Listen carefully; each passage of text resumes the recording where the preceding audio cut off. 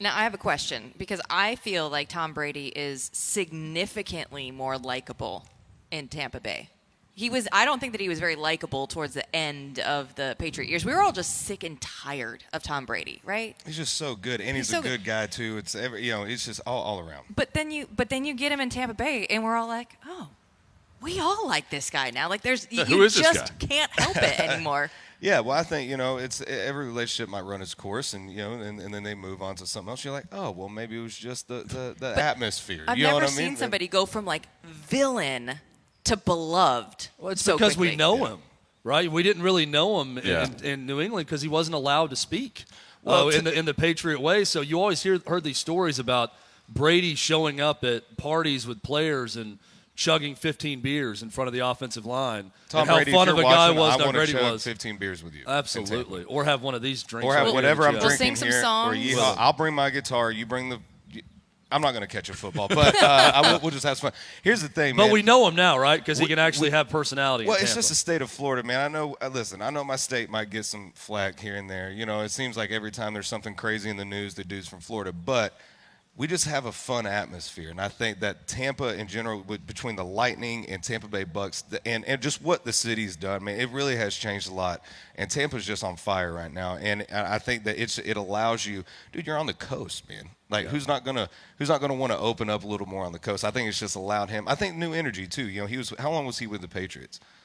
18 years, 17 years. According to the rest of the league, too long. Yeah. Too many wins were accumulated during that time. Yeah, so 18 years is like, it was that in dog years and football years. That's like 50 years. So, he had to retire from there. Two careers. Two careers, yeah. And so, I think Tampa just let him open up a little bit, and I think the new energy all around was something that was needed for him and for us, and it all just met perfectly. Are you a Dan Mullen guy at Florida? It's been, you look at the trend, and the last 10 games have not been great. I love Dan Mullen. Mm-hmm. He's a great quarterback coach. I think what he did at Mississippi State, I don't know that we're going to see anytime soon with the success they had there. But you're not concerned at all about trajectory right now with Mullen. They're going to figure it out. No, man, I think he's a great coach. I think we're just in that building season. I think we had a great team, but I think, we're in that time where it'll be a couple years, I think we all got real spoiled in the Urban Meyers, Tim Tebow, time, and I think you got to believe in your team, win or loss. I'm always the orange and blue. I never waver. So I'm the guy still rocking the jersey even after a loss. So I support Dan, and I think he's a great coach. I think he's great for the organization. Do you have a quarterback preference currently for your Gators? No, I think he's. I'm drawing a blank right now. Anthony Richardson. Anthony Richardson. I think he's. And when he during the LSU game, he really stood up. He's a great quarterback, and I think he's great. I wouldn't have any changes. I'm shocked that they haven't played him more, honestly. And I watched that second half, and Florida ran all over LSU in that game. It wasn't like offense was a problem. No. So I mean, I'm sure we'll see both those guys moving forward. But the great thing about Dan Mullen is, and you know this from his time before at Florida as offensive coordinator and at Mississippi State, he can play with any style quarterback. Absolutely. And Kyle Trask isn't a guy who's going to run. Dak Prescott can do everything. He can take any. Emory Jones isn't the greatest passer.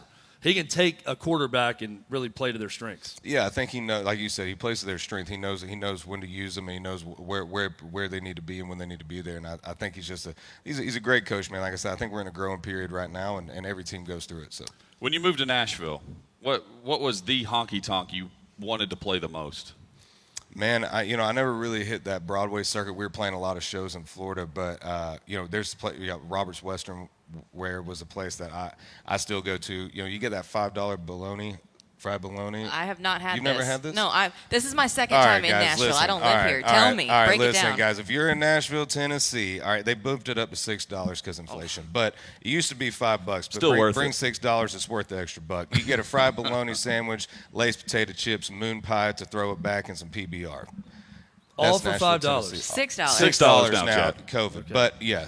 What's great, though, is you get that, and, $6 is like one-third the cost of a beer at any other place in Broadway now. Yeah, so look at all these other places, right? It's like it's $18 beer night. That's why it's so popular. Yeah. Right. $15 beer night's a big night here. Yeah, it but, is. Every night. It hits different at 2 a.m. that fried bologna sandwich. I'll be honest with you. Dang.